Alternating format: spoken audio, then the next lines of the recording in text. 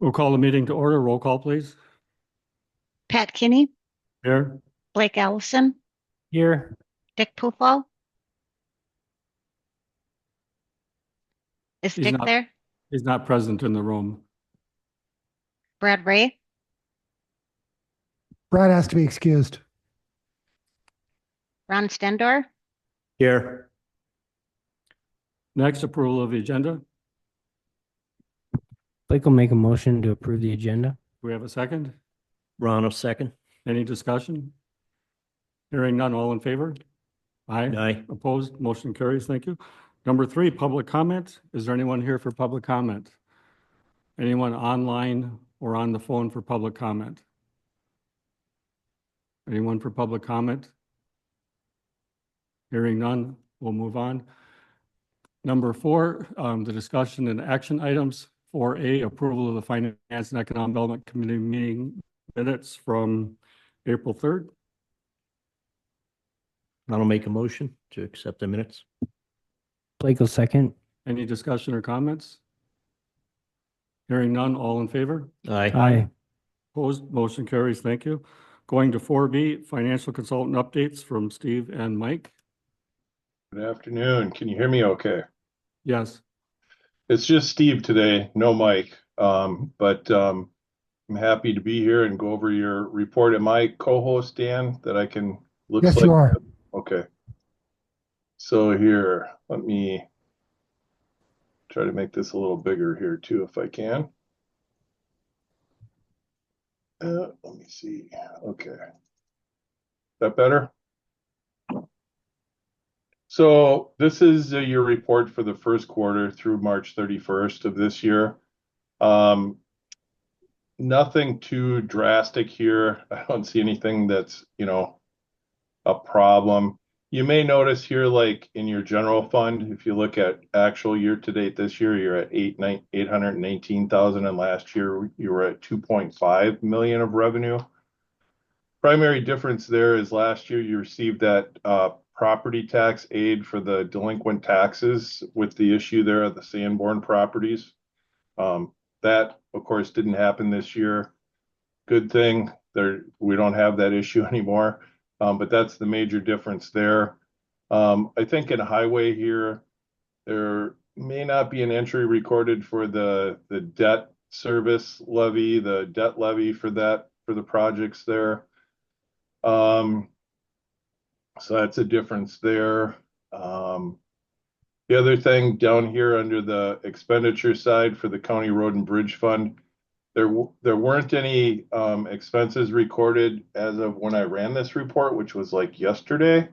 But now I do see that Marcy and the highway folks have entries out there for, I think, January, February, and March. So they are getting things caught up. I understand that, there were some issues there that caused that not to be timely. I think things are being put in place to correct that. So, but that's a difference there. I don't think there's anything else really that looks unusual to me. If anybody has any questions on that, I'd be happy to either respond or get you an answer. Any questions? I guess I know we talk about this every year, but this debt service, so we borrow for a month or two and then we pay it off and then we don't borrow for the remainder of the year. Is that? Yeah, we take a 366-day note out. So it's a 1 year plus note that qualifies as long-term bonding. And we have no prepayment penalty. So when the taxes come in February, we pay it off. Yeah, I think Blake, was that Blake that asked the question? It was good. me. I'm sorry. And I Okay. just wanted to make sure. So that's done for the year already, basically. The Yeah. debt Yeah, service. well, Unless you borrow more. so what the way the process works is, and we're playing I guess the financial game that you have to play in Wisconsin for a municipality. So Ashland County borrows money typically in November or December of the year. So you borrowed money in December of 2024. for capital items that you're going to use to fund items purchased in 2025. And the reason you did that is because there's an exemption to the levy limit law that allows you, if it's a long-term debt note, which is defined as being over 365 days, thus, like Dan said, we issue it for 366. So it qualifies for that, and then you pay it off in February or March or somewhere around there. So you only have it for a couple months, but it qualifies legally under the levy limit laws, and it allows you to fund your capital expenditure items in your capital improvement plan. So then that money is there and it's used, to fund those purchases in 2025. The note repayment, the way you get the money for that is it's added to the levy and it comes back to you through taxes that you're collecting currently through, the end of August, or sorry, the end of July. Does that make sense? Yes, thank you. Okay. So Lori- sorry. Lori, would you note that Dick Bufall arrived at 2:02? Go ahead, Steve. Yeah. So are there any other questions just on the first quarter stuff here, which there's not a lot of detail. It's 3 months into the year, and a lot of the expenses that were probably paid for during that period of time were items that were, committed to and billed and incurred for 2024 items, budget items. So those are obviously not part of this. They get charged back to your prior year budget. So, because I can't see people, if there's a hand up, just let me know if anybody has a question. Otherwise, I can move on to the next item I wanted to cover today. You can move on. Okay. So then, two things I just wanted to go over with you is your ARPA report for your ARPA funds was filed timely for April 30th was the deadline on that. Sue and I worked on that. We did claim all of the funds under that program. So you will have earned all of the $3 million of ARPA funds that you received. And there's, again, kind of, I'll say, you have to use the funds for intended purposes, which is very broad. It's general government because you were under 10 million. So you have a natural kind of just exception that says you could have claimed it all in the first year and just reduced your levy, or put your levy in your fund balance.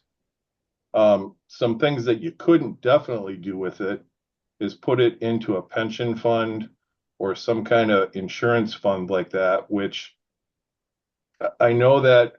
So one of the things that we were going to try to do is to use it directly to help with your health and dental insurance by using it directly for that purpose. We discussed it and it was deemed to not be good to do that. It would be risky.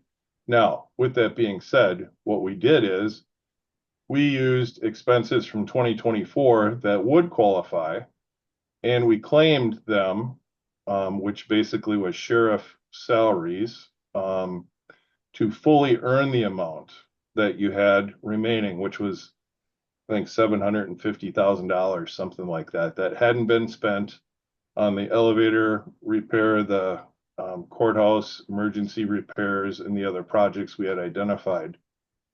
So what happens then, it's kind of a roundabout thing here. That money will flow to your general fund, okay?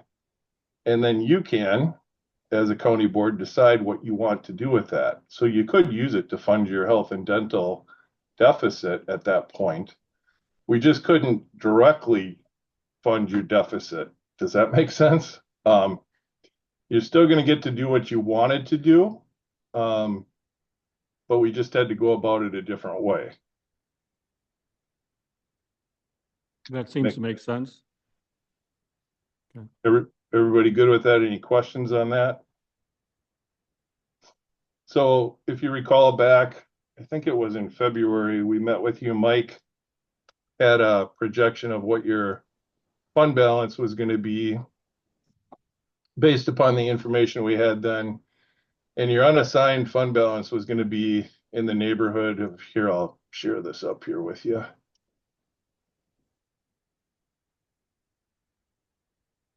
Everybody see that? I'll try to make it a little bit bigger. So back in February, this is what Mike had reported to you. And by doing the ARPA closeout, there's going to be another 750 or 760-ish coming in. So your unassigned is really going to go up to 2.6 million. Then at that point, the county has fully earned the ARPA revenue. Okay. And then you can use it for what you want to, because it's your money. We felt like we should close it out this year because with changes at the federal level, more scrutiny could come into play. If you don't earn it quicker, they could pull stuff back. It was just, I think, a better way to go for you guys to just close it and be done with it, earn it, you're done. And it'll be sitting here waiting for you when your health insurance fund closes out and we need to take care of things. You'll have the money to make it happen. Does that make sense? Yes. Okay. Do you Mike have, has a question? Or, I have one, but go first. So when you go to there's four separate line items. There's non-spendable, restricted, committed, and unassigned. Yep. When you're talking about this, yeah, I think you're talking about the unassigned fund balance. That's Yes, now it's this number here, this line. Okay. Yes. okay. And last year it was just 139,000. Yep. And year now we're at 2.6. So again, that's a good. Yeah. And the majority of that, again, I think this is Blake. I'm going by voice. The majority of that was with regards to that aid that the county received for the tribal properties that were in question. That really changed the landscape for you guys. To put you at 1.8 is what we had updated you back in February. Now you're going to be more in the 2.6 range. And again, that could fluctuate by 100,000 either way, because I know your opioid revenue is in there, and I know the county is going to keep that aside for other projects. I think that's actually on your agenda here too. So your auditors, these numbers may fluctuate a little bit based upon what they're working on right now, but you should be very close to that. yeah, Yeah. So the question I have about the 2.6 is, so that includes all the money we spent on the elevator so far. That's been deducted from the 750? Because I Yep. think we did that in 24. Correct. And then, so the work is going to be done next month, hopefully. So the remaining cost would come out of that 2.6? I'd have to go back and look at that project specifically, but yes, if we didn't account for it, I know we had some accounts payable items, but if they weren't accounted for, then yes, we would take it from there. Okay, and just so everybody knows, that's not a lot of money. I think the total cost was like 135, and we've already paid most of it, so. Yeah, I believe there was 32,000 that we knew was coming that wasn't spent yet. And we showed that as being an accrual back to 24. So it won't be an expense this year, but if it exceeds that, then that money would need to come from here. So other questions on this? The other thing I'll just update you is there's another report that the county files every year. It's your state financial report Form A that goes to Department of Revenue. We have that completed and I just have to hit submit. I talked to Sue earlier today. Mike reviewed it for me. We will probably have to amend it. I was hoping not to, but there have been some kind of last minute journal entries that departments have submitted to Kerber Rose, your audit firm, that were not included on the schedules I used to prepare the report. So we'll just have to do an amendment sometime in June or July, by the end of July, to tie things back out so that they match what those entries are. it's due tomorrow, so we have to submit it and then we can amend it later. So everything will be according to the book. So, Any other questions or comments? Are you in Canada fishing? well, that's my background actually. Good call on that, but I'm just dreaming about being there. I go there in June every year, so I'm trying to think about it. All right, thank you, Steve. Thank you, everyone. Appreciate it.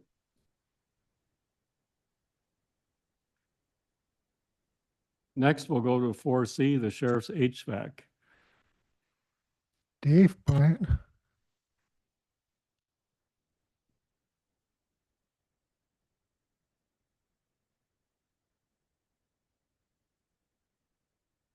Sheriff, do you want to give us an overview of, from kind of your start of the process of looking at things to where we are today? Just a very brief overview to pull the pieces together. Okay, since originally we started off getting the one quote from Jamar, who originally does our, who still does our contracted upkeep work. Over the years, we compiled quite a bit of money of fixing and piecing together the HVAC system upstairs. They've been recommending doing a whole upgrade to the system. Since then, I mean, our last meeting, it was recommended we get other quotes. So we received 2 more quotes, one from KBK in town here, and another one from Johnson Control, who's present today. I don't know if you want to, the amounts from each place right now? Or? So we asked for more quotes. I think one of the bigger questions I have is, you know, for the committee and the county, how well do we understand the immediate things that need to be done versus the additional things that might be good to do now versus waiting later, in particular financially, if we're better off doing more now than later. Do you have a fairly good understanding of that, or? Yeah, I think the only thing that Johnson Control different, it was a full upgrade from KBK and Jamar, their quotes. Johnson Control did a partial upgrade, and that was with just a partial boiler system and a partial controls upgrade, but everything else was the same, I believe. Right, Ben? There is differences. You gotta put your microphone on. There are differences between the Jamar scope and our scope. Kind of based on the walkthrough and the information we gathered from that, and just reading the Jamar scope. There was a number of questions that I had raised, and nobody seemed to really know all the answers to. It was like, you know, I don't know if it was on purpose or whatnot, but it's left a little blank and open-ended. So you don't truly know what you're all getting on that Jamar scope. And I can tell just reading some things, there is inherent differences between mine and theirs for sure. So Sheriff, should we have him go through his presentation then? Sure. Okay. And so as you do that, for the benefit of the committee and then the board, which will look at this later, to try to help us understand the differences in the proposals, and in particular, if there's things you're proposing doing now, from a financial standpoint, the benefits of doing it now versus waiting, and that waiting, if you've got to bring equipment in later, connect piping, controls, you know, you name it, you know, what that looks like, whether we did everything you propose or partial, to help us understand that too. And then, I'll do the best I can on that part. Some of that where I may lack a little is we don't have some of the full like history of doing service here. So okay, I can only address that kind of to a X level, not as okay. good as I would prefer, I guess. So Dan can move through the file here if you want to give him guidance in terms of where you would So like it. Right now, I'm projected. starting on page 2, that executive summary, and I'll kind of read some of this, kind of ad lib some of it, so we don't have to sit here and listen to me regurgitate this whole document. I guess again, just for those that don't know me, I'm Ben Lalone with Johnson Controls. I had stopped in a couple of months ago, met with Dave there, kind of did a walkthrough of the facility because back during COVID, we had put in a product called Atmos Air to help clean up the air through the air handlers for you guys. And there was tubes that needed to be replaced. And so he's like, well, since you're here, come like look at that. And then he kind of fed into this bigger discussion. So yeah, I guess, brought in, I did an initial walkthrough, and then later I had a mechanic of ours and our service manager do a walkthrough. And then I followed up again with a second walkthrough myself with some engineers. And so that's kind of the scope of the people that have walked through this, looked at it. And I mean, I basically call this document here my feasibility study. What we're getting out of this is a list of desired facility improvement measures. So as we go through this, I just call it the FIMS. Basically a comprehensive list that kind of addresses your issues and solutions to that. Kind of order of magnitude pricing. So what I'm proposing here are strictly budgets. This is not hard numbers. I want to very much stress that this is budget pricing based on the information we have to date. And then so kind of using that, we put together some budgets and the FIMS. The third outcome of this would be to move forward with a project development agreement in which, based off of today's information, you guys then could sign off on an agreement to do kind of the engineering side of things to get the ball rolling, and then go from there depending on how you guys want to proceed. And basically, I'd kind of throw out discussions between JCI and our walkthroughs and with the county. You guys have laid out a number of different needs, wants, desires, and objectives here. One of the big kind of being, you guys, this facility is 25 years old now. You'd like it to be good for another 25, 30 years. What should you do, whether it's like you were kind of saying today, or can we piecemeal it over a number of years, or, what's the pluses and minuses? So after we do our walkthrough, we got some plans. Basically, we're going through kind of with what I call our prime retrofit team. So our team is made up of, construction experts, engineers, design, a bunch of people that would be involved in the project from start to finish. So we kind of looked at what you have, and then also looking at, right, from a control standpoint, serviceability, energy efficiency, operations, what makes the most sense to help you guys out in a economical standpoint. So once we kind of go through that, we don't have engineering drawings done, but we've, laid out what we need to get the FIMS going. So if you kind of go to the next page, I guess, yeah, our goal would be that you guys work with JCI, and, we're here from start to finish to manage, plan, lay out the entire project. I can skip to the next page now, the assessment report. So we took a look through the existing conditions on the walkthroughs, then repair replacement decisions. By and large, the HVAC equipment itself, some of it looks like we should replace it. Some you could do upgrades to it, some repairs, I guess. So next we'd kind of go down to the project objectives. That's just continuing, looking through this, dialing what we need. So now we kind of get to the nuts and bolts of the document here, which is the actual facility improvement measures. So I'm going to kind of read this one more line by line so I can get a little more detail of what you guys have and what we're recommending. So the install of a chiller and associated equipment aims to address the cooling problems by having dedicated, properly sized and designed equipment installed.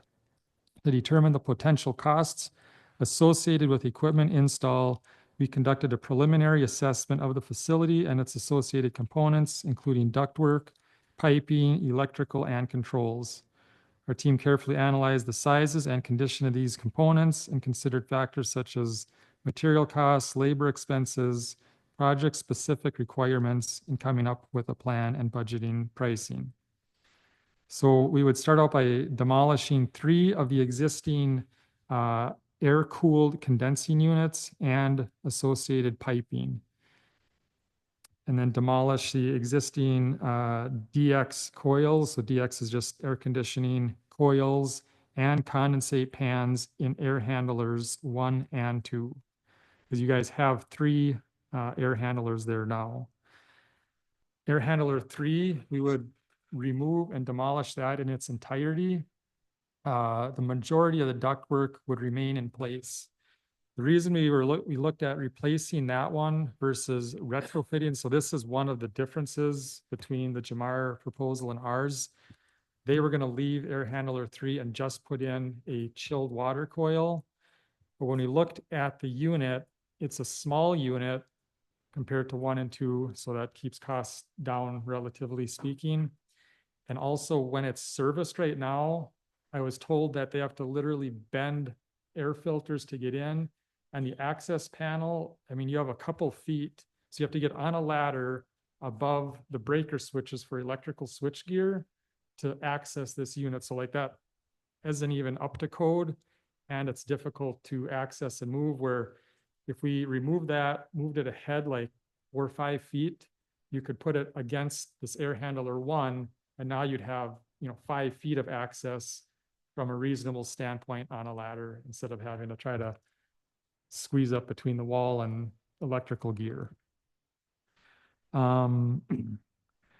Demolish the existing indirect fired natural gas makeup air unit serving the kitchen. Existing supply ductwork would remain and gas pipe to remain. Provide structural engineering and structural reinforcement in locations where the new chiller will sit on the roof in location of vacated air conditioning units number 1 and 2. So 1 and 2 are placed basically kind of end to end, and there's like steel supports on the roof for them now. So the plan would be to connect those supports with steel and set the new chiller on top of that, so we don't have to do a lot of roof work with that said. Provide and install 1 new air-cooled chiller of capacity to meet the cooling requirements for the 3 air handling units. The chiller will have the capacity for a chilled water coil located in the new makeup air unit as well. So another difference there is on the Jamar proposal, they do not have adding AC to the makeup air unit from my understanding. And so we're including the chilled water lines run over to the makeup air unit along with the 3 air handling units. Next page. I guess, yeah, install new base mounted chilled water pumps, air separator, expansion tank in the boiler room. And we had talked with Dave quite a bit on what should be done. Because right now, when the building was built, there was actually 3 penetrations in the roof for venting for boilers. And you guys only have 2 boilers now. After a lot of kind of discussion and back and forth, we came up with putting the chilled water equipment in that room, basically where that 3rd boiler would go. And so that kind of is the location of all the pumps and such. Provide and install new chilled water coils, valves, condensate drain pans for air handlers 1 and 2. So they're all going to need coils and valves. That air handler 1 and 2 have leaks in their drain pans. So part of this project would be to replace the drain pans so that you have new ones that are not leaking. Provide and install a new 5-ton air handler 3 air handling unit. Yeah, the new unit will be smaller, located for better access. Provide and install a new indirect fired makeup air unit with chilled water coil. Insulate all existing makeup air units supply ductwork in the kitchen to prevent condensation. So all supply air ductwork that has air conditioning needs to be insulated. So that's covering that, since that is a change from what you currently have, which there is no AC on that unit. Modify existing power circuits and for new chiller and associated pumps. So this proposal covers all the high, low volt work needed for the new chiller. Provide and install new chilled water piping and insulation for the new chilled water system with aluminum jacketing and rooftop blocks on the exterior chilled water piping. The new chiller will have a turn down capabilities for energy reduction when full load events or use are not needed. Provide full testing, adjusting, balancing of the new system. And the chilled water system would be added to a building automation system for remote monitoring and use. I'll get into the controls a little bit more later, because there's kind of like two controls options. So the first option, the chiller could be a standalone system because of the age of the existing control system. I'll just kind of leave it at that for now. So FIM 2A, and then there's 2B. These are in relation to the boilers. So 2A is the removal of one of the two existing boilers and the install of a new dual fuel boiler. Drain portion of the system required and demolish the existing hot water boiler, piping, circulators, venting, prepare the new remaining piping for the new connections. So here is kind of what we decided, and another difference. From my understanding, I guess Jamar's code did not indicate BTU sizing of equipment. The existing boilers are 2 million BTUs. And after discussion, they said on cold days, the 2 million BTUs is not enough to satisfy the full heat load of the building. The second boiler always has to kick on. So we would upsize the boiler from 2 million to 2.5 million BTUs with, like, we could run calculations to truly verify that, but kind of based on what we know, the assumption is that that additional 500,000 BTUs should give you a 100% heat load of the building. So now you have two boilers with 100% capacity instead of needing one boiler and then a partial second to actually give you full redundancy. So if one boiler is down, you still have one boiler that can fully operate the building without losing any heat. The second boiler, or I guess the boiler that's removed, we would keep that and basically part it out so that that second boiler, if it has any problems, you could take those parts and utilize it on that boiler instead of having to, you know, buy another boiler or whatnot. Kind of gives you a little more backup, and you've got some free parts. Onboard boiler management system shall be utilized to control the boiler temperature reset and building demand turn down and turn up, as well as the boiler and system circulators. A new network controller shall be provided to control the new boiler plant and circulators. So I guess, yeah, having the new controls tied into the new system. Any of the new equipment brought in would go to the new control system.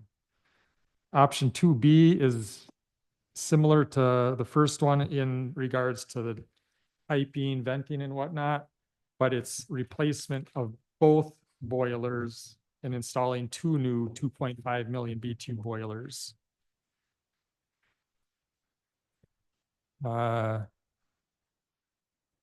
Go to FIM number 3 then on the next page, page 6. And do you guys have questions, like, before we just keep going along, or do you want to come back to questions, or I don't want to? Doing good? Okay. FIM 3 is a partial controls install. So we would install a new non-proprietary network controller and chiller controller. The new controller would be sized to accommodate the whole building. So in the future, if you pulled over the existing stuff, this controller could handle the capacity of that. You'd get a new field controller for the chiller, control drawings, all necessary parts, sensors. It's a web-based operating platform with full graphics, includes owner training. And so I have here that last item, the equipment will all be BACnet communication protocol. This is kind of in the weeds, but basically you've got an old control system that talked one communication technology, and stuff in the last 15 to 20 years has talked a different communication protocol. So the new stuff would all be with the new protocol. So anything new that we put in, we wanted to make it new, not use 30-year-old technology. FIM 4, that is the full controls upgrade. So that's replacing all the old, what was referred to as N2 communication technology, and having everything BACnet. So that's all new field controllers, stats, and network controllers. And that would cover all the equipment. Exclusions and coordination considerations. Asbestos abatement is not included, but it's assumed based on the age of the building that there is no asbestos in that building. Electrical service and distribution system upgrades. Based on site observations, the proposed FIM work will utilize the existing system and spare physical space capacity. Any work that is needed for electrical, we have it included, but you guys are, being that the building's not that old, there's a lot that can stay in place. I guess additional consideration items. During the engineering phase, coordination will be completed with the local utility company for peak electrical demand load information to verify electrical gear ratings and utility transformer are all sized per requirements for the new chiller load. The new load will be connected to the existing main switchboard. Next bullet, there's this power monitoring via the building automation control system and related equipment is not included. When the building was built, there was a power monitoring device installed, but from my understanding, it has not been used for years. So we figured if it's not being utilized, why hook it up again or, refresh it. So that was not included. Retro commissioning work associated with the existing N2 devices is not included under that FIM 3A. So that 3A was just doing the necessary controls upgrades, not tying into any of the old stuff. So we would not do any kind of recommissioning to the old. Removal of existing storage and related products and equipment upstairs to facilitate working. On the new equipment, there's lots of boxes and files and cabinets. And so the expectation is that that would be removed by the county and not us. And there is no structural reinforcement included in this FIM, which is FIM 1. During the engineering phase, this will be analyzed. If the structure cannot support the new chiller load, then a recommendation will be provided with estimated costs for the roof work. At this point, we have engineering for the roof work included, but no actual engineering has been done to know if roof structural work is required or not.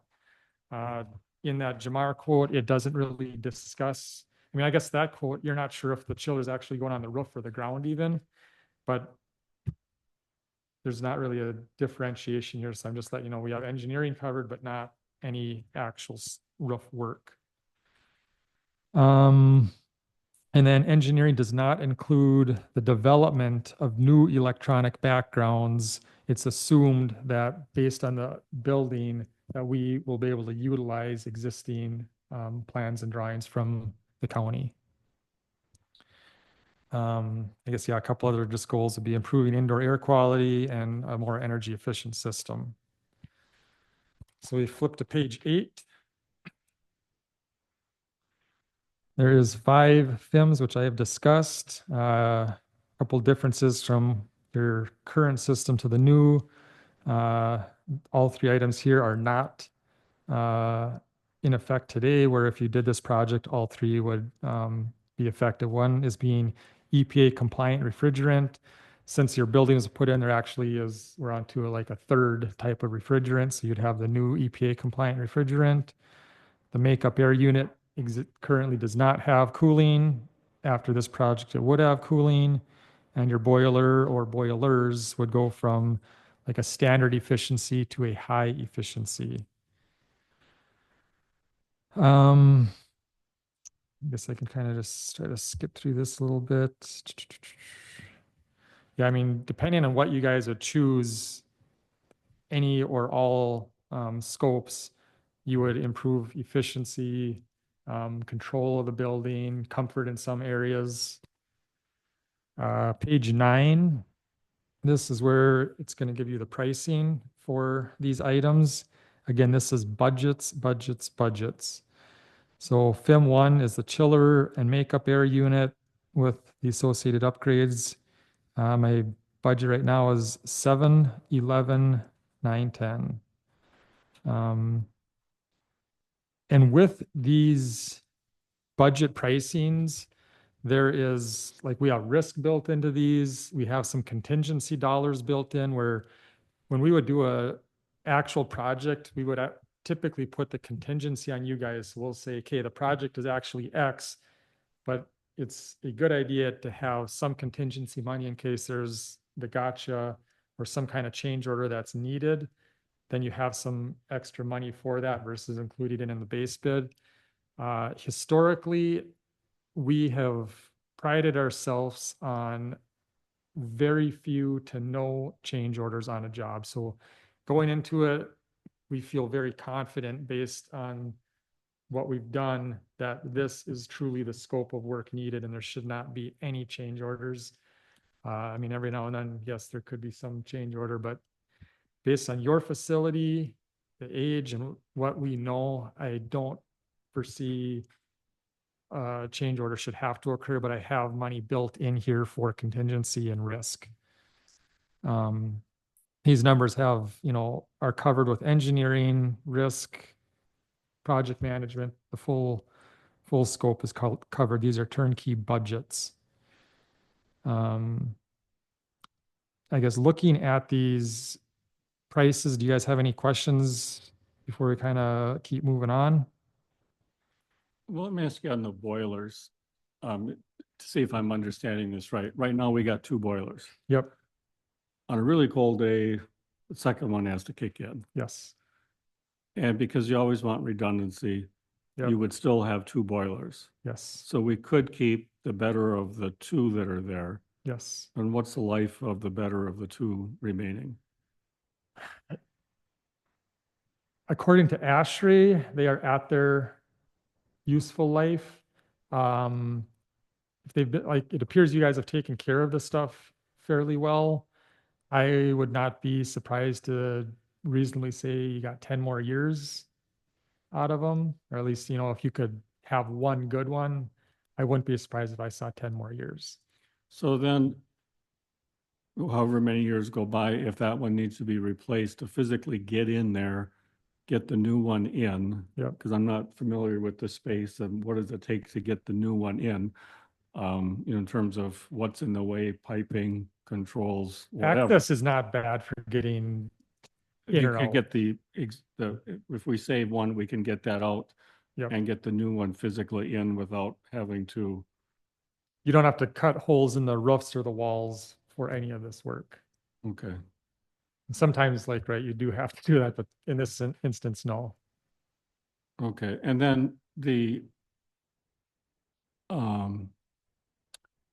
putting a cooling unit in the air intake, that seems to me is pretty standard practice that should be done for a building? In the air intake, So the, your, the, your the in- makeup air your unit. makeup area. Yes, So for that intake, if for no other reason, you're cutting the humidity, the moisture. for sure. And so you don't need as cool a air to feel comfortable if you're removing some of the humidity. So having that coil in there, what, is that coming from your chiller? Is that chiller still having to run to Yes. provide chilled water there versus, Yes, that is correct.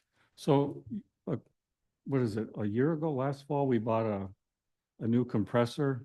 Yes. Where does that fit into the existing system? And is there any chance of repurposing that or keeping it? That would be eliminated and demolished and thrown out. Because that is part of, I don't know if it's air conditioning unit 1 or 2, but it was, so inside of that condensing unit, I don't know, but I'm gonna say you probably have at least 2 compressors in the condenser. And so one of those 2 devices was replaced. And they put in like this kind of hybrid blended refrigerant. And so the new refrigerant isn't the quote new standard, if you put in one today, Mhm. it was like a retrofit blend. So that's fine, but you could not take a 1-year-old compressor and really sell it or repurpose it, or it's just bad luck. So if we keep one existing boiler, you've got controls on that one. Yes. And then what happens when we get to the point where we have to replace that boiler? What about the cost for controls for doing it then versus if we replace both now? The controls, you would take both boilers and either keep them on the old system or keep them both on the new system. You wouldn't try to have like one old, one new. But you wouldn't keep the old controls, would you? You would, so if you were gonna get a new control system for the boilers, you would pull these 2 old boards out and put these 2 new boards in. So if we do that later versus now, tell me the cost in terms of time and expense. The time is gonna be the same. A lot of times, if I'm just budgeting something, for a hot water system, I'm gonna say $5,000 to $6,000 for a boiler controls. You guys have some stuff in place, so it's not, I don't need all the sensors. If we just tie in, if I wanted to take that existing boiler and pull it onto a new control system, I need to run some new cabling, put in a new network or a new field controller. But yeah, I mean, call it $5,000 a boiler. There's no advantage to doing it now versus, I just. Other than inflation and of time and money, there would be no, plus or minus really. Okay. Other questions, comments, things you want to go over a second time that we've hit so far, Dan? Well, just one small thing I noticed. You said the controls would be web-based. That's on page 2 or something. Yeah, the like partial upgrade or Yeah. full. So the partial would be taking the chiller, because the chiller is a full new installed item. So we would put that on the back net and you could leave everything else on the N2 system. So the chiller would be operated off BACnet and everything else would be operated off of N2. I try to just simplify it. So I guess my question is, what happens if internet access goes down? Because we've had that situation here already where somebody cut through a Okay. fiber optic cable and Yep, all internet went down, all phones went down. So what happens to the system if? everything is still fully functioning, because actually on your computer, so there's a computer hooked up to the system. And so when you're on that computer, this like web-based access form, that's so if you're with a smartphone or a tablet, you can be anywhere, any place with IT permission. I always like to throw that out, that you can get on and control the system. But if the internet goes down, you can still access the system on site from a computer. It's never designed so you don't have access. And even if, and I get a little in the weeds, but you've got all your field controllers. So a boiler is ran by a field controller, an air handler, radiation, you guys have VAVs. They're all ran by these field controllers. They all talk to a network controller. If the network controller dies, it's a little more to get at and change equipment, but everything still runs because all your programming is in the field controllers. And you can actually hook up to a field controller. So if it was, say, this room, and you're like, we want to make it cooler, I could plug in. I could plug into this specific room's controller and drop the temperature. But from the outside, I cannot see or control the building, but I can when I'm on site. And that would be across the board for any manufacturer anyhow, like they're all kind of have that redundancy built in. You know, they did that up at the tech school. I was still there. And unfortunately for me, the room I was in, for however many years I was there after they did that, they could never get that room to operate and be, I mean, my God, sometimes it'd be 10 degrees or 15 degrees out of where they wanted it.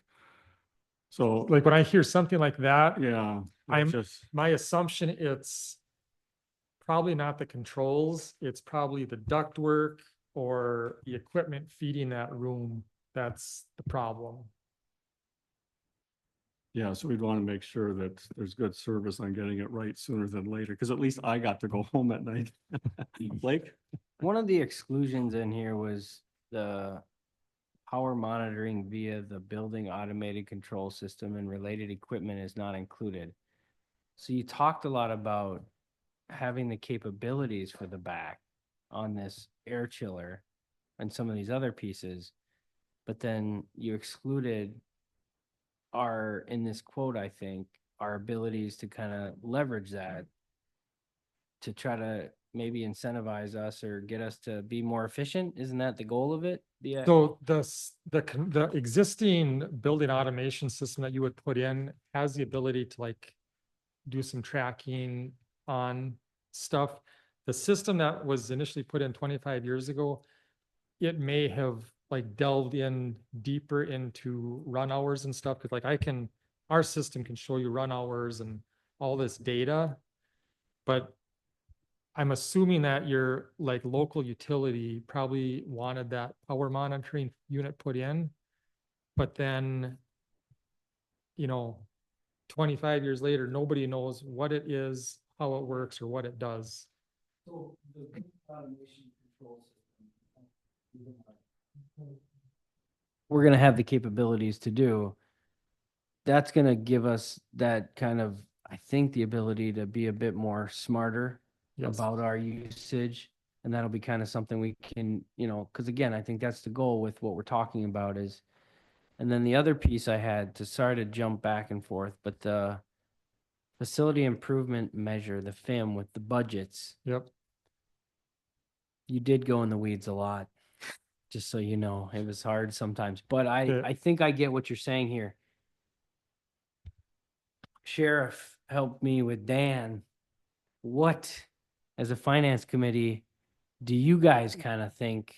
And I know we're not doing that right now, but I think that's what I'm going to need some help with ultimately is I can look through all this, but I'm not an expert in the HVAC system. And I know you guys are living in the facility. So I think that's what helps us here from a finance committee is understanding once we go through this and decide on which bid, but what are the things that are absolutely we need necessary? Because it seems like we can do a full upgrade or we can do a partial upgrade. And same thing with the controls. So we have some optionality. Mhm. And like Pat said, it gets a little confusing if we're trying to think about saving money to do something. And we don't want, I think, to be cheap. We want to do it the right way upfront so that this thing doesn't come back and have to be tinkered with. They have what they need for hopefully 20 years. Yep. You guys stand behind warranties. I'm hopeful, like that kind of stuff. So anyways, that's where I was at. I'd say that FIM 1 with the chiller, the makeup air unit, because the makeup air unit that's up there now, it does not do cooling and it is old. The drain pans in air handler 1 and 2 are leaking, so those do need to be fixed. And there's been a big refrigerant change this year. So like right now, you guys have normal air conditioning units, and we're looking at putting in a chiller. So that is like a big mechanical inherent change. Some of what you're getting with that though is now we have one piece of equipment that can modulate up and down based on need to a really high level. And then we're eliminating problems with this new refrigerant and the requirements of using new refrigerant on a normal condensing unit system. I've seen a number of places that it's upfront, it's more expensive to switch your system to a chilled water system than staying with what's called DX cooling. But there's so many questions and issues that a lot of people are actually going with the chilled route because the refrigerant you have in a chiller is only outside, like in a closed loop circuit in the chiller itself, where a normal DX system has refrigerant going from there to your air handler and back. And it's the refrigerant in that indoor coil in the air handler that is this big problem.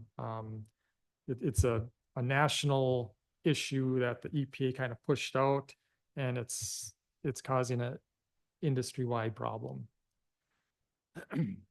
I guess out of the FIMs that I would say are most important or necessary to do would be that first FIM. You're getting away because your equipment, right? It's 25 odd years old. Air conditioning equipment typically has a lifespan of 15 years. So once you're past that, it's like we should replace it. So you're at the replace air conditioning equipment now, almost double the life expectancy.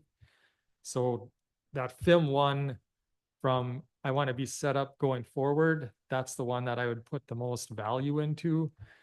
The boilers, they're having problems with one of the boilers. So maybe you'd look at just doing one of the boilers, not both, because I mean, if you can get 10 more years out of that second boiler, like, I mean, that's a good thing, right? And then the controls, I mean, your existing control system works and it's functional. It's just old technology. So the value that you're going to see in switching your control system isn't as high as, you know, putting the boiler in or doing the chiller.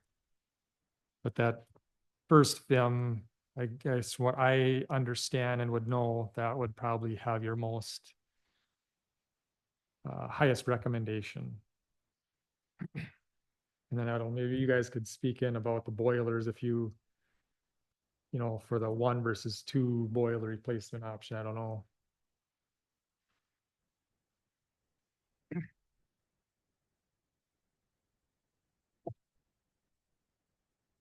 Okay, so currently the 2 boiler setup that we have, because the building was designed for 3, and it was plumbed in for 3 somewhat. So last year, we call it lead and lag, right, Ben? Yes. So right now, our main lead boiler was turned to a lag boiler, and it was switched around. So, and it's been experiencing like an intermittent problem, and it's firing and its controls. So the maintenance technician, Ruel, switched that main boiler and switched it around. So now that backup boiler is now our main lead boiler. So our concern is that we're going to start facing problems. And with lead and lag, I don't know the efficiency on when or how much they operate, but they do both turn on.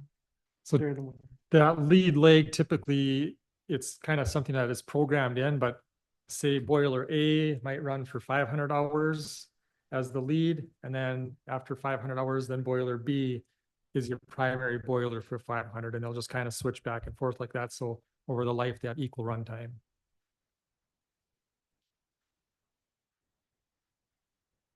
But Ron?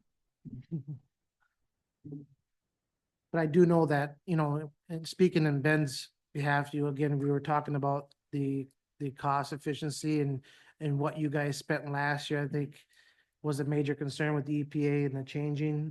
The equipment's old, you know, it's that 25-year-old mark. And I think you guys put in, I believe, approximately 18 to 20,000 on replacing a compressor.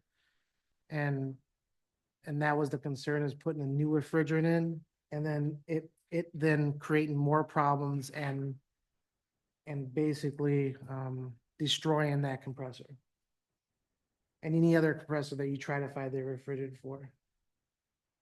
And then I guess, you know, the price that he paid, old refrigerant is getting just more and more expensive. So it's like, it starts to shoot up like a hockey stick on price the older it gets.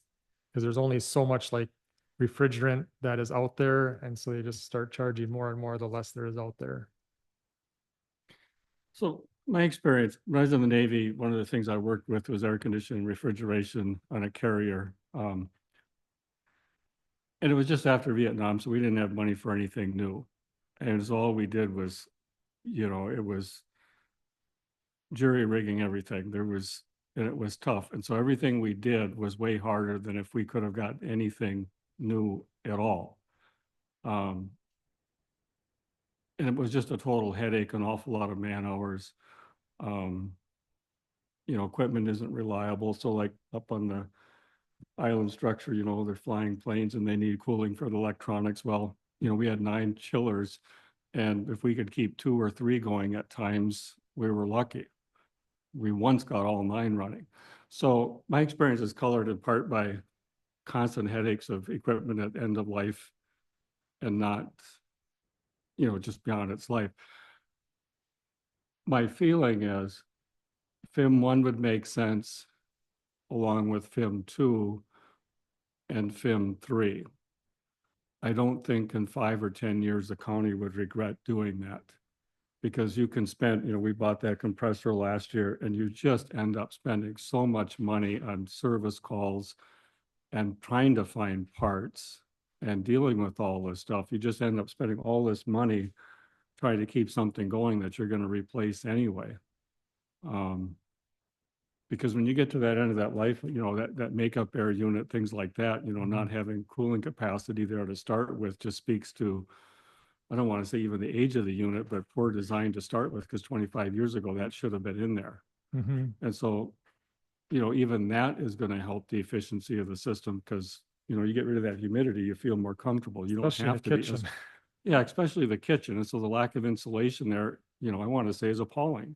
How the heck did that happen in a place like that where you've got that humidity?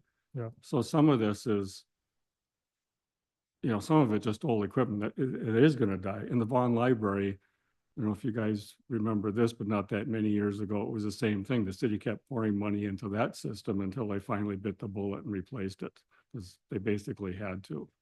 And the fire station, that's part of the reason that got replaced, is when I looked at the numbers for keeping the old one going, it was, my God, we could make the payments on the new one. It was that bad on where it was for maintenance. So sometimes you're just at the point of doing that. So to me, FIMS 1, 2, and 3 makes sense if we look out in this 5 to 10 year horizon. But again, it's colored by, you know, the headaches of having spent time working with old stuff that was past end of life.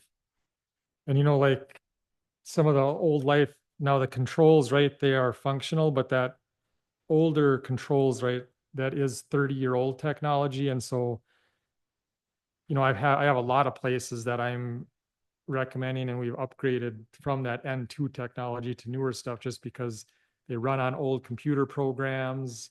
People aren't trained on that old stuff as much. So, you know, what was it, $70,000 difference? Like if that was in the wheelhouse, like I think that would be worth considering as well. Like one, 2, and the last film would be like a really good recommendation. I think then you're not, because that second boiler, I don't know that you need to do that. Like, I mean, I think you'll be fine with one new one and then have Yeah, that the other one there. for 10 years, if you can get it in and out and it's not a big deal, and updating of the controls is not a big deal, but keeping the better of the 2 and parts from the other that Mhm. you may need, because partly because they're gonna get hard to find later. That would make sense. But I also look at this as, we know 5 and 10 years out, if we do the minimum today, we're gonna need more later. And either we put money into something today that we know 5 or 10 years has to be addressed anyway, or maybe, I don't know where the county will be in 5 or 10 years financially. They might be really pressed, and then what? I don't know. This just feels like 5, 10 years out, it makes sense to do better than worse on it. Well, with the controls, I mean, I think they're what we have now, I mean, they are considered reliable, what we were told, and they're easily interchangeable when we need be. And I don't think the cost is that drastic where down the line, 5, 10 years, we have to do it. I kind of agree with you on the partial boiler and the controls. I mean, you obviously do the math and then do your comparables to the other two companies. But I do agree with the original assessment. I mean, from what we've learned through this entire process. I mean, yeah, I'm not saying I'm an expert, let's just listen to everybody that we've gone through, so.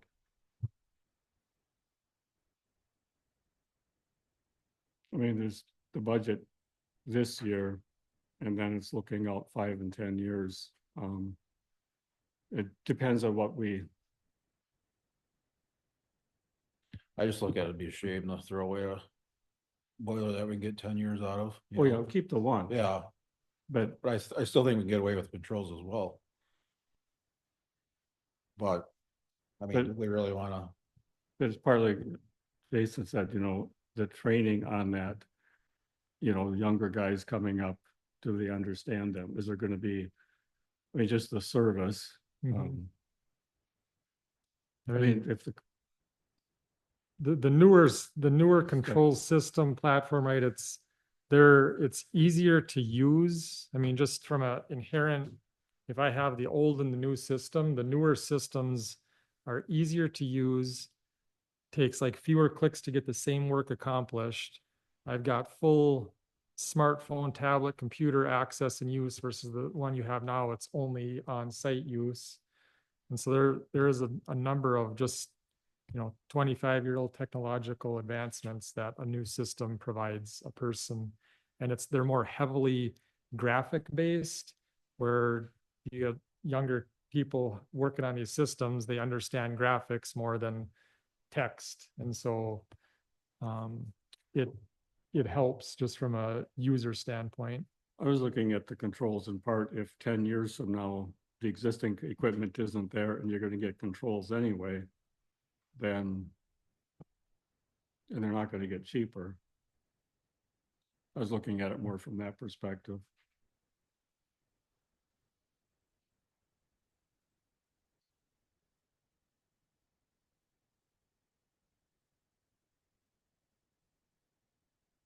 Dan? I guess I'm not willing to make a recommendation today. No, I guess like could I go finish kind of going through this? Yeah, I know. It's just like, this is the first I've seen, we just got this quote today. So, Yeah. I mean, I think we all need to look at all three quotes together, and I'm sure I know I have questions for the other two companies now after seeing your quote. So, I know I was myself not at all expecting any kind of decision today, whether you wanted to go through with me or a yes or a no, whatever, but yeah, I think you guys have a lot of questions to ask before you do anything.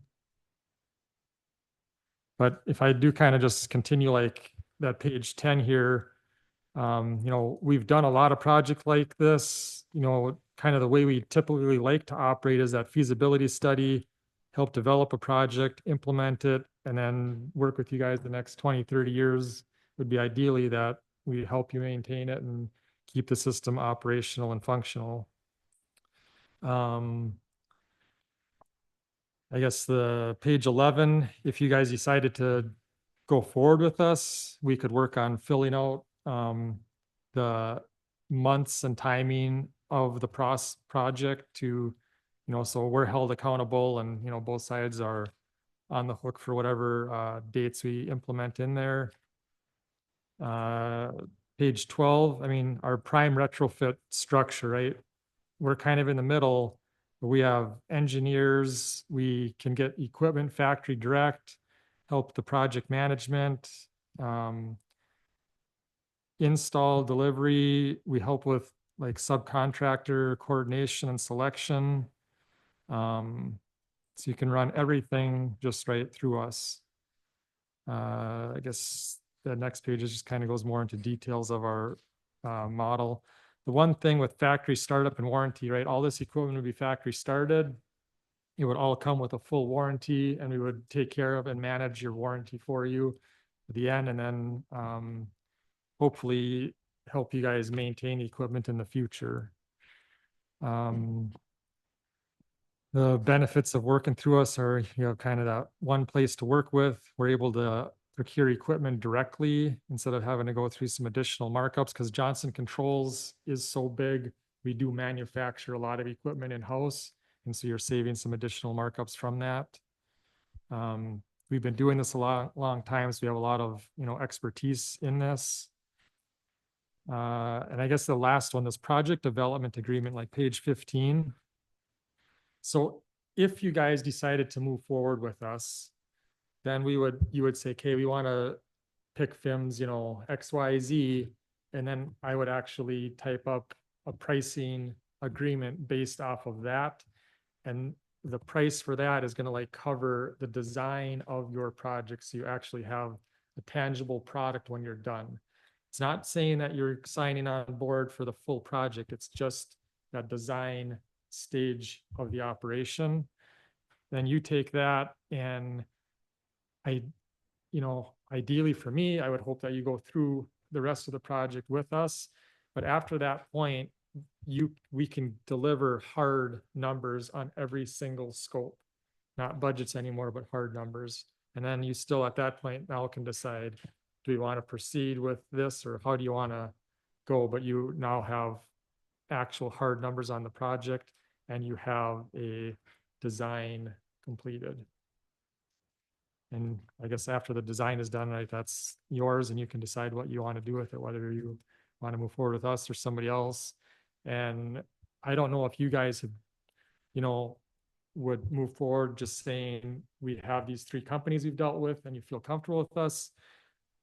We've also done stuff with like a co-op called Sourcewell, where you could actually just come to us, and if I have this priced via Sourcewell, then it's basically vetted, guaranteed pricing from that, where I have to be at quote competitive bid pricing, and you have ways to verify that.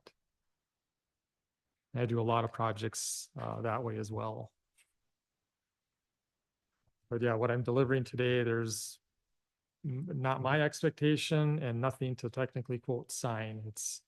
I've given you some information. You look it over, decide what and how you guys want to proceed, and then let me know. Ben, my question is, you said you had some risk Built in. there. I mean, Yep. what percentage risk do you have built in there? So we have some kind of idea, you know? Right now, I think I'm pushing around 10% for risk. And that doesn't include if we need to add support to carry the chiller.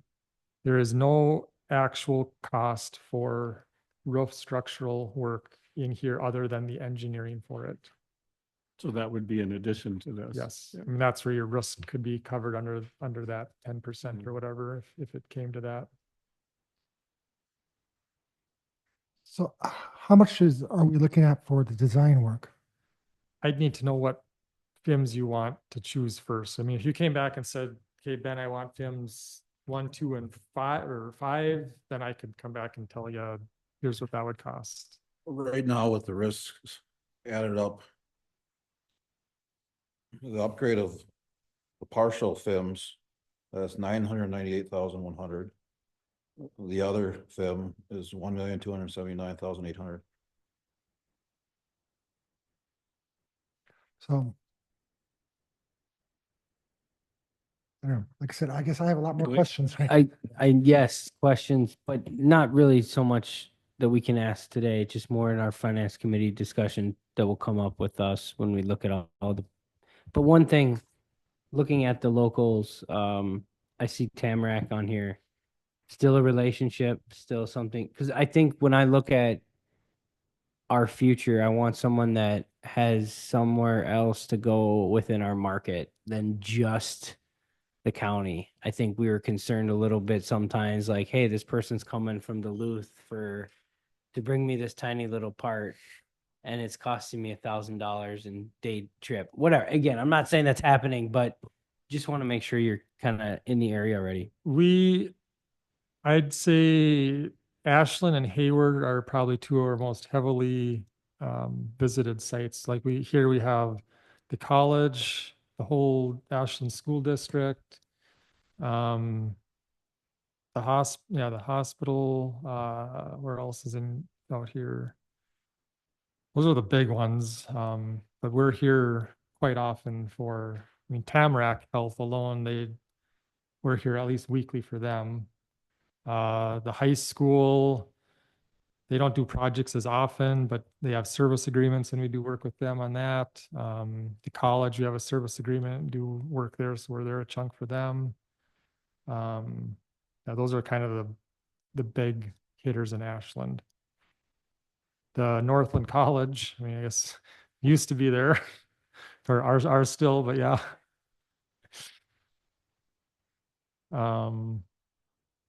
Few other just kind of smaller entities here. Actually, the Our Lady of the Lake Church, we have the controls there. So yeah, we've done a chunk of work in Ashland. Ron, questions, comments, thoughts?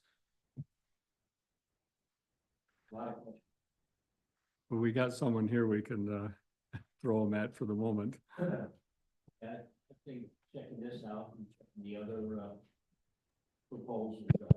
Could you use your microphone, please?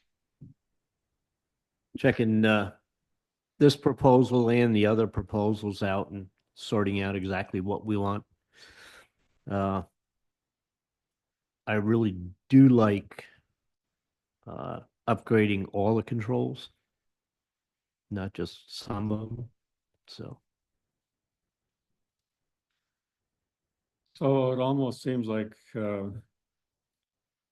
look at the three proposals, make a list of the different factors we're considering, what's in covered, not covered, and then what we want to focus on, and then the final decision, because of the amount, would go to the full board.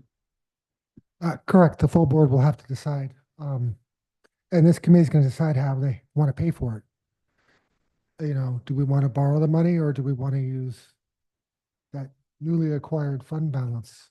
So that's the question you guys are going to have to figure out too. And if we want to borrow the money, do you want to do it over the course of 1 year or multiple years? That's something to think about also. So we've got three proposals. How do you want to go about going forward with organizing that information, compare, contrast, and to come to a decision? I think the sheriff and chief deputy and I can do that. And then, you know, if this committee has any questions between now and like the next meeting about these quotes, send them to us, and then our chief deputy can reach out to all the vendors and get the answer to for you. I think that would probably be the most prudent way to go. We're talking about $1 million, so. I know like some of the items of note that I either kind of questioned or noticed for differences, if I just kind of do a quick run through. I have tax included on mine, so if you wanted to try to run stuff tax exempt, right, that could save you some tax money.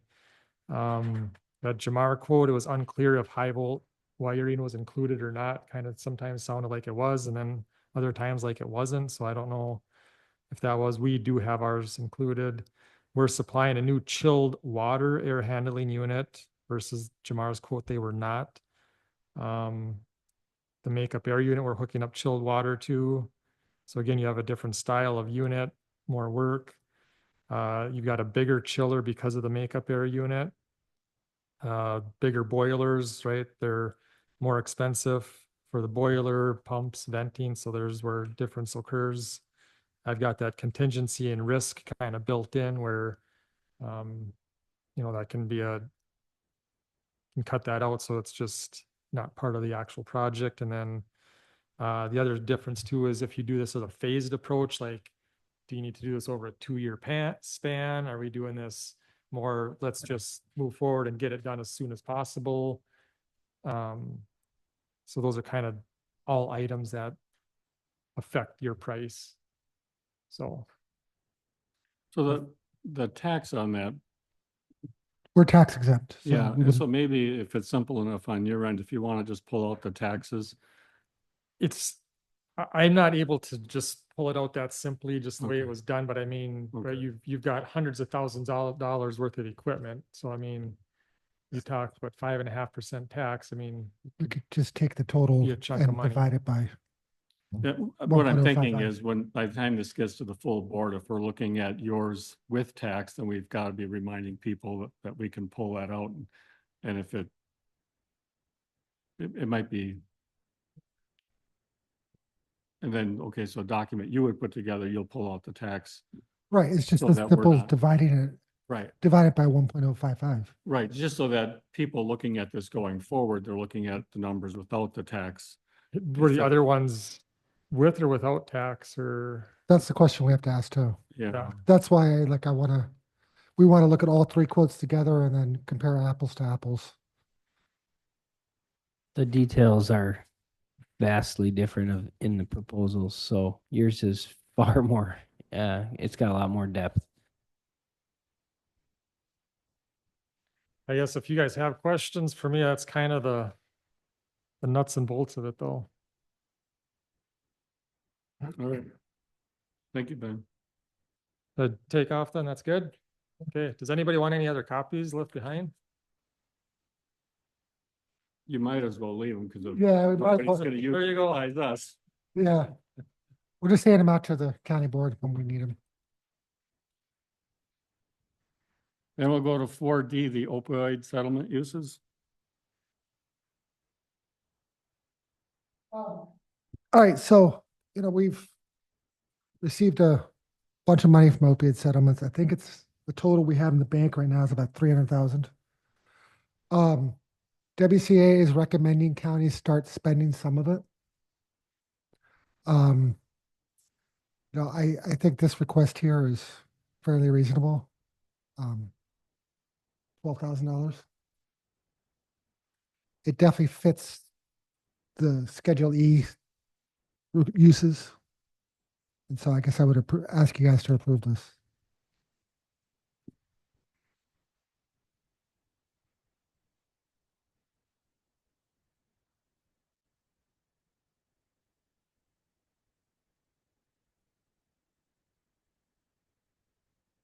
Like, I'll make a motion that we approve to spend, what is it, 12,321? Yeah. To support the room and board costs for the treatment services that we did in 2024 and apply the opioid settlement fund money that we have for that. Ron Stender will second. any discussion or questions? I just have one comment before you vote. Dan? We are going to have a county board meeting on the 29th to approve suing, what you call it? It's the United Healthcare's OptumRx. So there will be likely more opiate monies coming down the road. Like- You know, in reading this, and I don't think she's intending for it to sound like that, but I don't know that I've been or we've been really requested of opioid settlement funds to be dispersed for much of anything. And so I feel like they're saying Ashland County spends zero. Well, I would like to, and I think working with, the sheriff as well as Health and Human Services, let's try to come up with some ideas to leverage some of that money so that maybe it can be used for good, because there was a lot of bad that came and we haven't been using that money for the hopeful things that we want. Yeah, I've asked Health and Human Services to talk with Bayfield County to see if there's some sort of joint effort we can do to better use use the funding to make it get a more effective use out of it. And so I don't know, I haven't talked to the sheriff about that, but maybe you and Sheriff Williams can figure out a solution that works for both counties too to more effectively use the money. Yeah. Ready to vote then? All in favor? Aye. Opposed? Motion carries. Thank you. Next, we will go to Oh, okay. we will go to 4E, policy for providing funds to outside organizations. So yeah, the committee had asked for a policy. Um, so I'm not sure why it came up marked up like this, but I think it has something to do with how Word PDFs transfer from Word. Yeah, so we created a policy here. Try to keep it fairly simple. And then we created a form here for people to fill out. To keep it fairly simple, again, so you guys get the information you want, but we're not making like Bart do too much work, you know, because we know we're going to fund Bart and we know why, and we don't need Pat to have to fill out a zillion pages of work. So, and this can be an evolving process too. How you want it, see how this works, and then if you want more, we can ask for more. Blake? Are we gonna guide people to this application? Yes. Okay. On our website or just via? I'll send the document to all the existing entities right now. And new entities would obviously have to come to us anyhow. So we'd make it available to them. I can talk to Rachel about putting it someplace on the website. I'm not sure where we'd put it, make it easily accessible, but. Hey, Oh, Gary has his Yep. hand. Chairman Kinney, Yes. one thing in the past we've talked about organizations that come yearly is to see some of their finances. I have a particular one in mind that I won't bring up at this moment, but I will in a meeting where constituents have been arguing that the organization that we're funding is not providing proof of their financial status. They're grant funded, they're funded by the county, and yet they're really not charging what they should be charging constituents to use their things. So it'd be nice. We requested it of other organizations in the past, but it'd be nice to see their financials once. Then the board could make a decent decision on, the continued funding of any organization.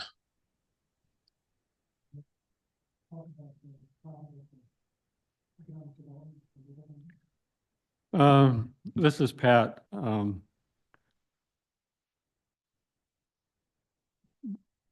A number of years ago, I did a FOIA request for an organization, and I got a certified letter back citing the Beaver Dam case in Wisconsin, where because the organization was not a public entity, they were considered private, even though they were quasi-public. They did not have to share that information.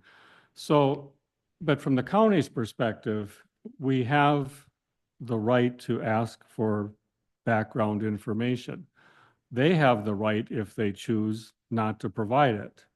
So personally, I would agree with asking for some information. So, like in this first one, purpose of request, that's kind of the same category of what I would write as a summary statement of the purpose of your organization. What does it do? Tell us about you. Because, all of us, at some point we're new on the board and often there's things we don't know about and we say things like, well, why are we giving them money? We just want to know. Or we've had constituents ask us, why do you give them money? So I think a summary statement or purpose there makes sense. And I also think going along the lines of what was said there, we should have some basic information on their finances. I don't necessarily want to see like, Bart piles of pages of stuff, but, to take Bart, for example, because this has come up in my past experience, a lot of people do not realize at first how many different organizations contribute to BART. It's not just the city of Ashland or Ashland County. There are others in the region that do. They came to an agreement how to do this, and so we're all part of something that has been supported for a long time. So it's important to understand these other sources of funding. I would also like to see just a simple box of other sources of funding. Is it just the county funding this, or do you have other things? It might be an organization where, they can have, a breakfast somewhere and raise some money, or a raffle. Are you doing something besides coming to the county to raise money? And then, do you know of any grant opportunities? Maybe they know of some and just aren't applying, or maybe, the county can help out with that if there's a way the county could help, because that would help too. So I would like to see those things in there, but I do agree with, we should have some understanding of their finances, because at some point, we have to defend giving them money, and we should be able to say, just give me a basic statement of your finances. I don't want pages and pages of, where all that money went, but, maybe it's personnel, maybe it's rent, just some very basic things. And if that's asking too much, then okay, then we'll take that into consideration when making, when the request is made. And I would also like to know if any of what they do provides a mandated service. Sometimes these organizations are contracting with the county to provide a mandated service, and it's good for us to know that because, well, it's mandated. And if it's non-mandated, then we know this is optional, and then we can take that into account. Or if they do some that's mandated and some not mandated, I'd just like to see a separation there. But this idea that if we're asking for background information, we're somehow asking for too much, or it's, as I was told a few times, private and confidential. I've always told those people, I'm sorry, but these are tax dollars. If I can't explain to my constituents where that money is going, I'm not going to support providing it. So I would agree that we should have a very basic, something under a page of those basic things for finances. And I also want to say that I recognize many organizations are small, they're part-time people, they're volunteers, they're not accountants, but something very basic, because otherwise, we all know that sooner or later, sometimes private organizations, somebody absconds with the money. And so we want to know that they're keeping track of it too. I don't want to give Pat too much credit here, but this cuts both ways. It cuts transparency for us, and I feel like for my constituents now, when I'm being asked and what I know, I don't know or whatever, but that it also cuts for these people requesting money, having a simple, easy way to request the funds. So we have it, they know what is expected, and now we can just go forward this year. And everything that people want to say in the past about, oh, I don't know how to request money. It's not hard. Let's just do it this way. Everyone does it the same way, so that when we review it, because there's our people that we're going to have some difficult conversations about, but that's okay. And we may not all agree, Ron and I, about snowmobiling. Hey, that's okay. But again, we're here to be able to get through something quickly and easily. So I agree with you wholeheartedly that this is needed. Dan?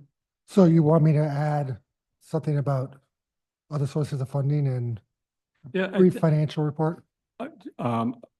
a financial statement no longer than one page.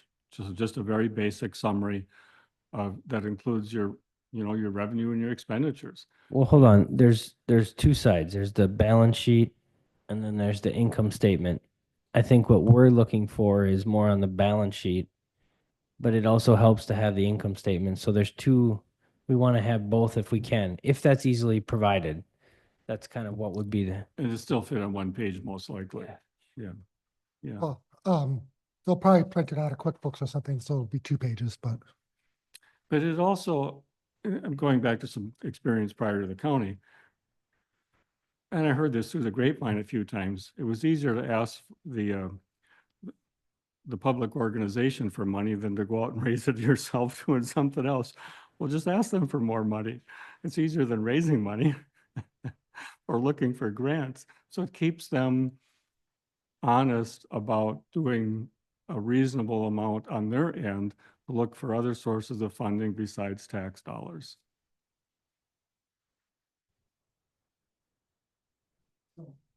Well, I'll add these things to the, And then if I this don't know. is a mandated Yep. service or not, and if they do some of each, a sheet for each so that we understand those differences.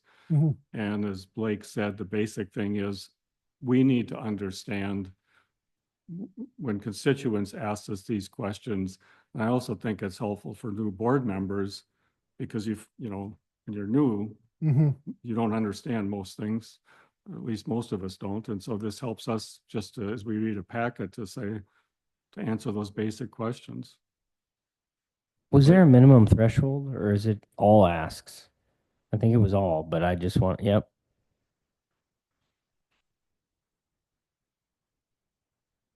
Do you know, we're doing the comp plan right now.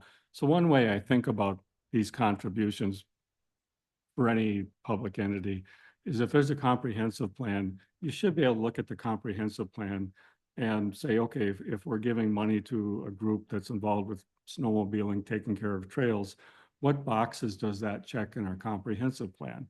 I think you could check a number of boxes. And, in some ways, if we also had on that form, because there's, I think, 9 elements in our comp plan, so I say economic development. So for part of the county, supporting those trails is a big part of their economic development through part of the season if it snows. And then there's the ATV trails and stuff. And so we do it for those reasons. It's not just being generous. It's really because it checks a box or two or more in the comp plan that we're supporting. But to me, it almost seems like, those statements somewhere, or we give them a 1-page on the comp plan so that they see how this fits into the county to help them better understand why we would support that, because it does support the county through those efforts. Dick? Oh. All right, thank you very much. We're ready to move on, apparently. 4F, vehicle lease for forestry department. I believe Chris Hoffman's online. Yes, I'm here. Excuse me. So I provided all the information I have on the leasing program to Dan, and I see he provided that to the committee members. So hopefully I did a decent enough job explaining it. This is the first time we've ever dealt with leasing, so this is kind of brand new to me too. Forestry has 3 vehicles that we use to do our work. We had been on a rotation of replacing one every 2 years. So we would keep a truck for 6 years and replace one every 2. The last time we bought trucks was in 2020. We bought one for the forestry department and one for the rec officer. So we would have looked at a replacement again in 22. That was in the middle of COVID, so we did not replace a vehicle then. And we've been limping the one along that we should have replaced back then to the point now where we need to do something. And so I spoke with the sheriff and he put me in touch with the enterprise leasing people. They've prepared some of the information that I used in this summary. And so that's kind of where we're at. The one really big question that came up in this process is, previously we have budgeted $5,000 every budget year for vehicle replacement that sat in a non-lapsing fund. You guys recently moved those dollars back to the general fund, which I completely understand, but now I'm left with no funding to pay for this lease process and moving forward. So part of my request is having access back to those dollars to be able to get this process rolling. And and then move forward with leasing a vehicle and figuring out how that's going to work. So that's kind of where we're at. I guess short of reading everything that was provided to you guys, I would just take questions and discussion on the idea. So just a point, if the committee approves one of these two options, that dollar amount would become as part of your capital request. Part of the capital. Yep. Okay. Yeah, because these are debt levy eligible expenses. Okay. Okay. So the committee would just need to say you can take the current year monies needed out of the general fund. from Gotcha. that. Discussion?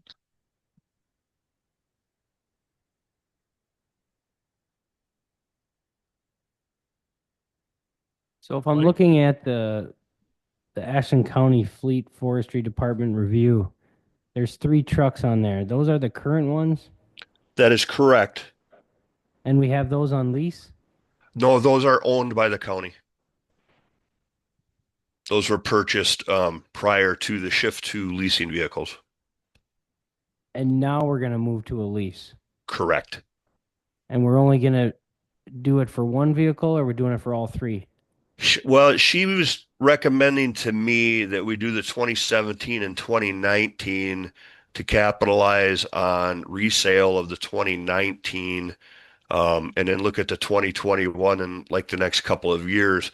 But the 2019 has got a lot of life left in it to me. I don't know. I'm not a financial guy. I grow trees for a living, so to me it kind of doesn't make sense to get rid of something that we already own and that has some life left in it. So at this point, my thought process is only replacing the oldest vehicle with a leased vehicle. Well, Pat just loves hearing that. He's smiling and nodding, and I think we all I think the leases are more for us long term beneficial.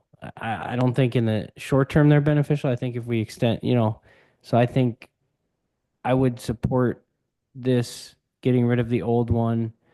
It makes a lot of sense right now if we're trying to limp it along, and you getting more life out of the older or the newer two is good usage of our resources. So I'm cool with this. I don't have really many questions. Ron? Mike? If we're going to get rid of the oldest vehicle, we going to sell that outright, or do they take that in on trade, or how's that work? So the way I understand the system, Ron, is they basically take that in on trade. They take it to auction and sell it. They take $500 of that proceed for their work, and then the rest comes back for us to put back into the leasing of the vehicles that we're taking forward. Thank you. Gary? Yeah, just a recommendation. You guys have to make the decision, but if you're going to get rid of the 2017, which is a 350, I would recommend going with that 3500 Silverado. They haul a lot of equipment, trailers and other equipment. So if you're going to get rid of that big truck, you might want to replace it with a similar truck.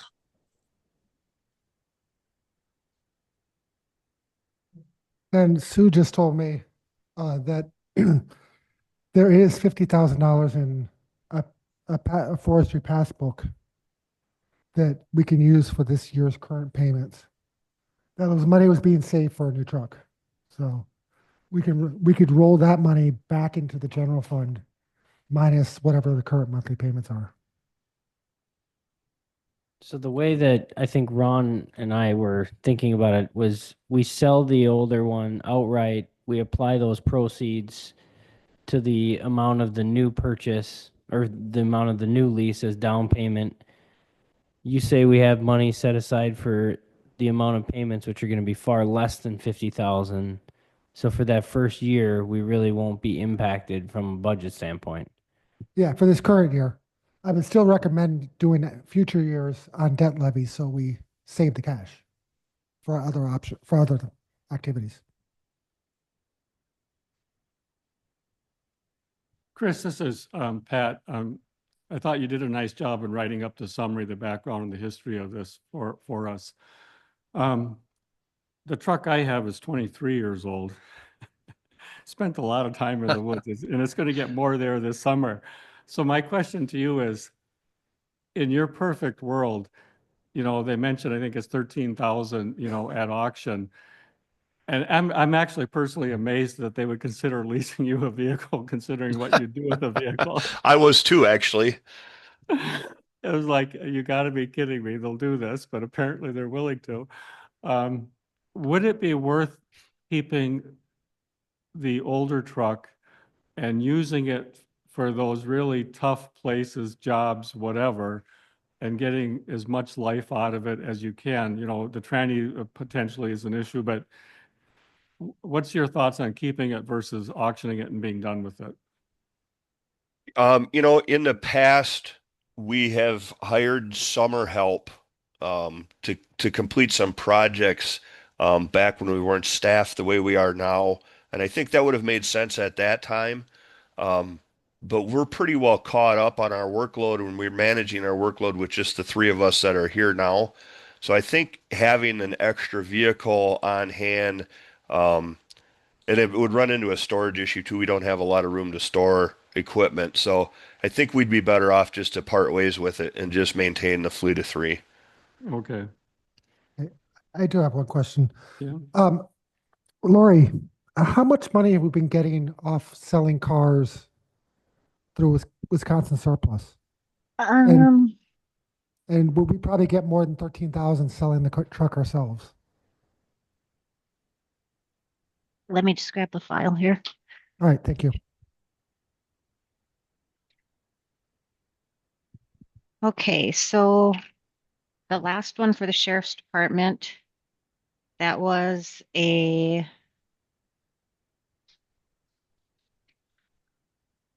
(2019) Dodge Durango with 141,000 on it.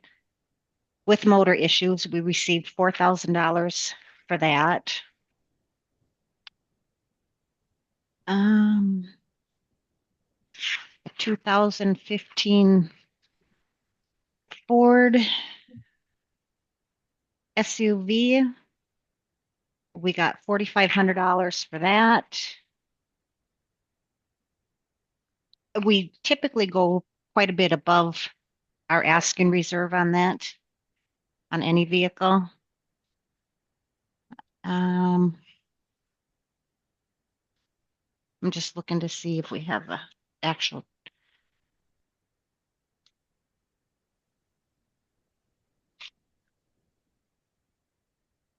A 2013 Ford Explorer. We've got $6,250 for that one. And I can continue on if you want. No, thank you. I think you made the point. Okay. Because, yeah, I do have more here. So Dan, for clarity, what is the point? I think the point is that we can probably sell this ourselves at Wisconsin surplus and get more money out of it than letting Enterprise do it. That's why the sheriff's department vehicles went to Wisconsin surplus. He was getting more money doing it that way than using Enterprise. So, are we ready for a motion?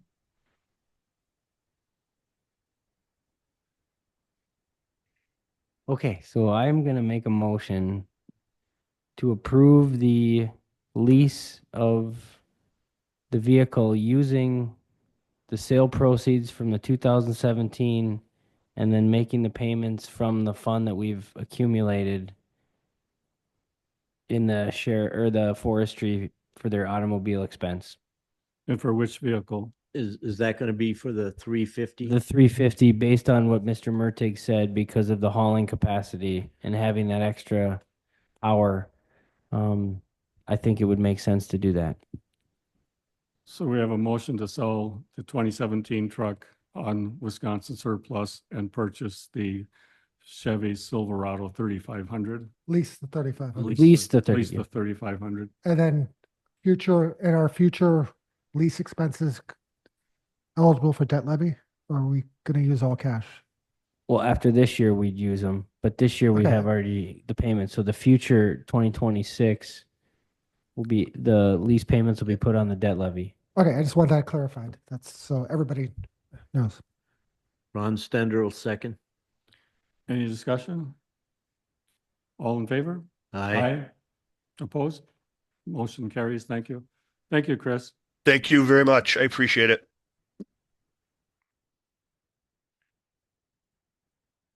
Next, going to 5 reports, the grant writer update.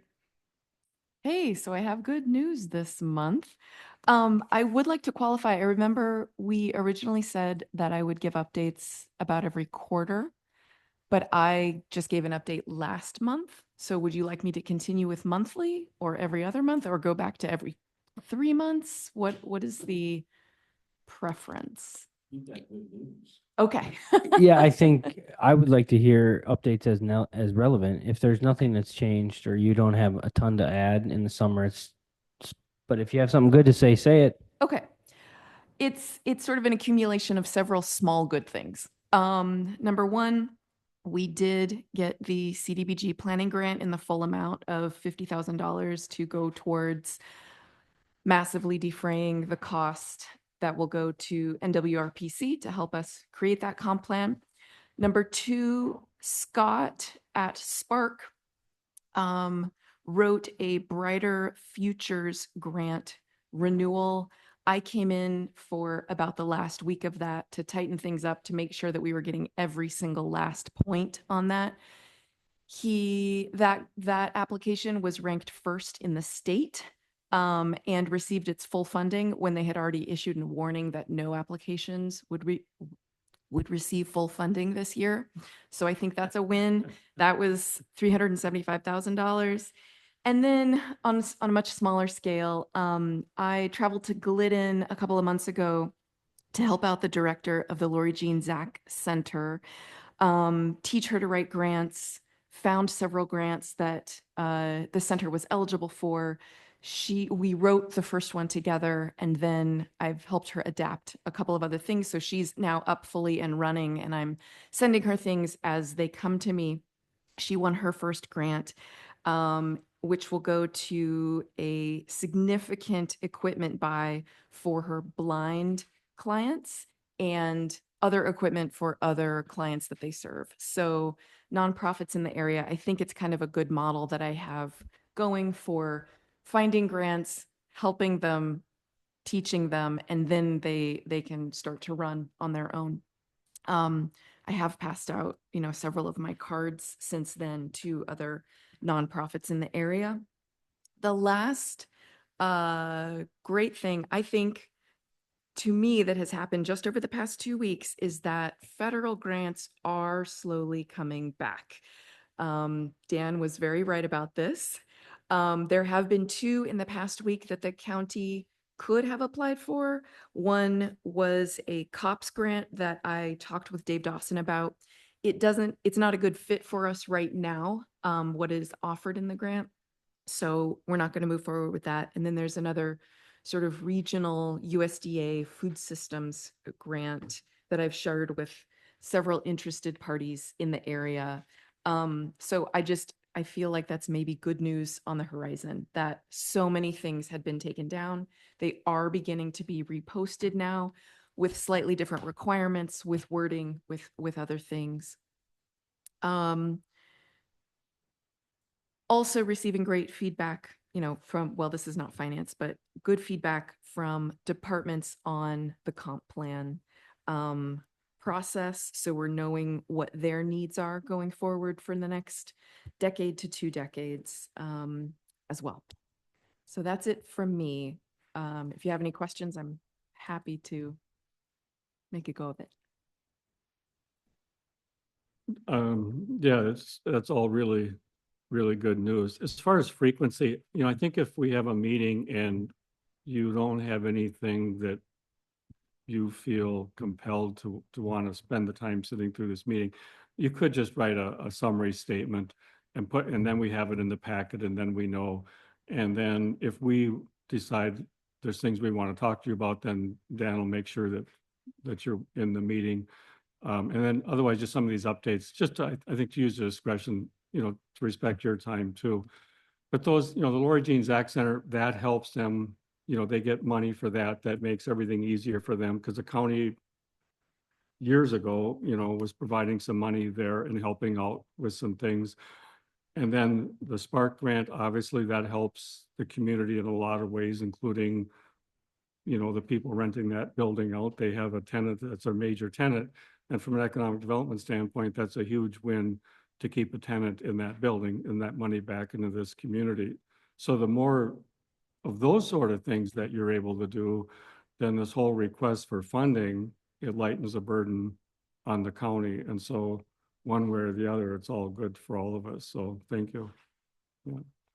I'd just like to add that if you guys remember, about a year ago, we sold the Lori Jean Zach Center building to them for $1, just so they could be grant eligible on that. And so this is the first one that hit for them. And so this is the success they were looking for. Next, we'll go to 5B Treasurer Report. So Tracy said that our interest rates are staying steady yet. They're not going to change for now. Obviously, I don't think there's going to be much change between now and the end of summer, but we never know. 5C County Investments. There you go. As accounts mature, she's upgrading to higher interest accounts. Again, we have to realize that when interest rates change, our interest rates change too.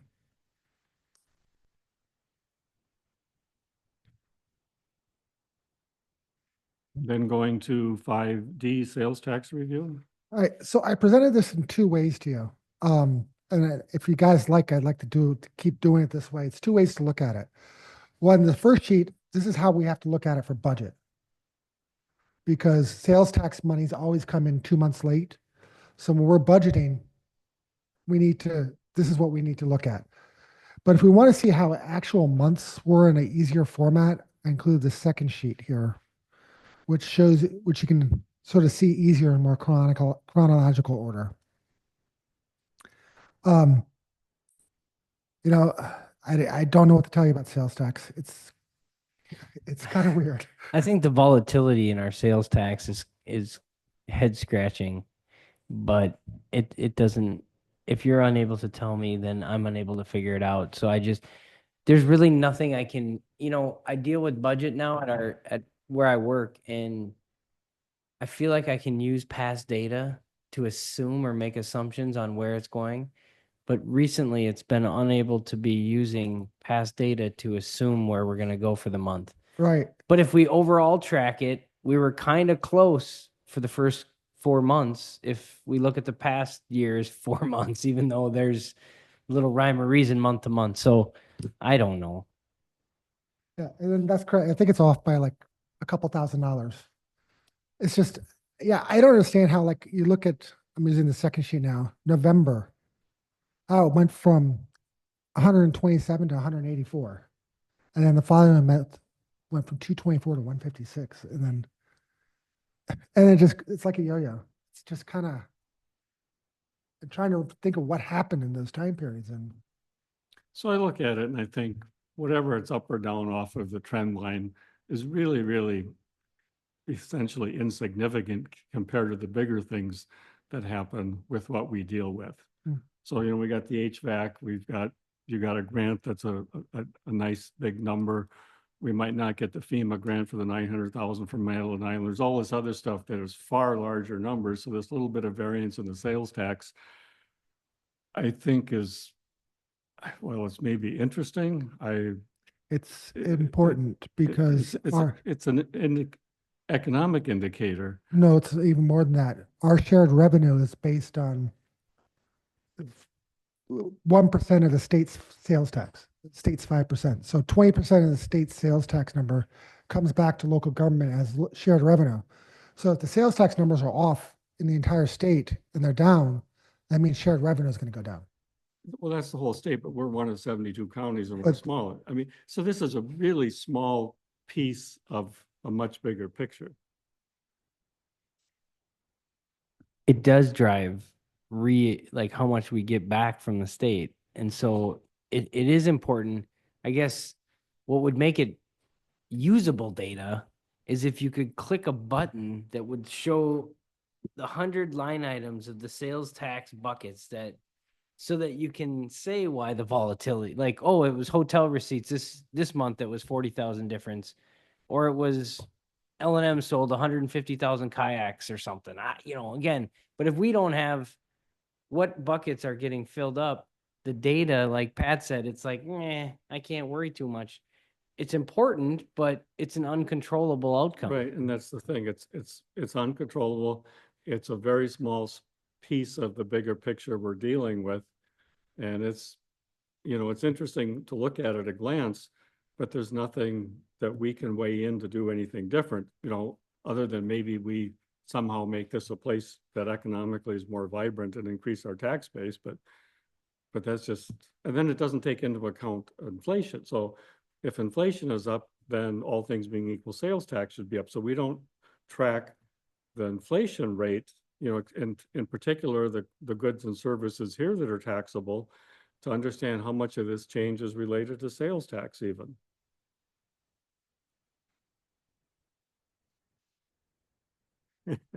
All right, then we'll move on to scheduling the next meeting. Okay.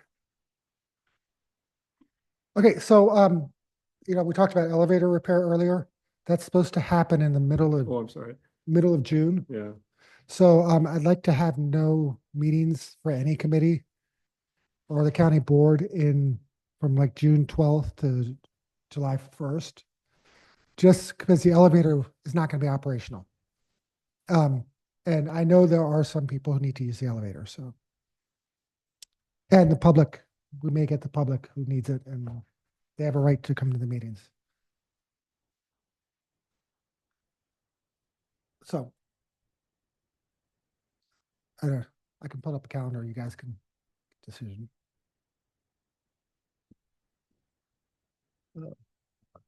So with the HVAC, are you bringing that back to finance? Yes, we are. And you want to do that before June 12th?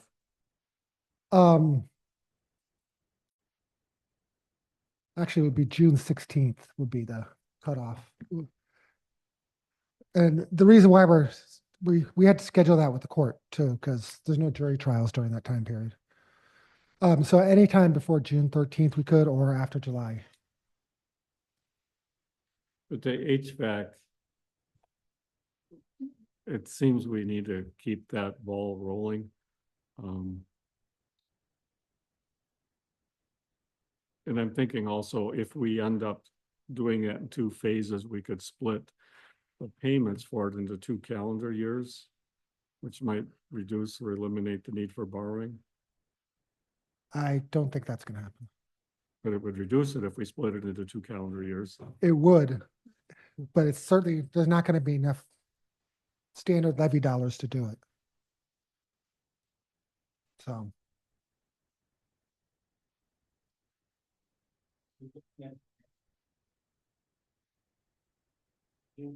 Microphone. Go past June 13th if we want to get this on the agenda. Yes, that's correct. And it's because of accessibility issues with the elevator. So then June 11th is a Wednesday. Does that work? There's nothing on the calendar right now for June 11th, and let me look at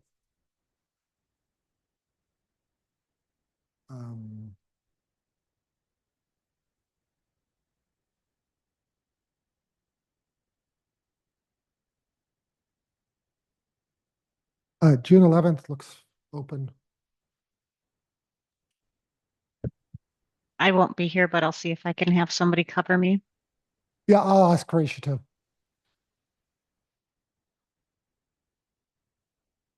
June 11, 2 p.m.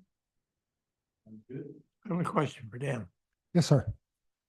Have you recently provided us with an update on the opioid money, how much we have and what we can spend it on?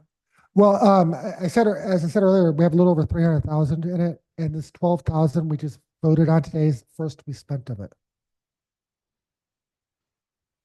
So this is the first request from the department we've gotten to spend the opiate monies on. So I could have Tracy give me a complete accounting for the next meeting if you want. But like I said, there's a little over 300,000 in the account. There's a little over 300,000 in the account. And the 12,000 we voted on today is the first we're spending of it. Maybe we should buy a college.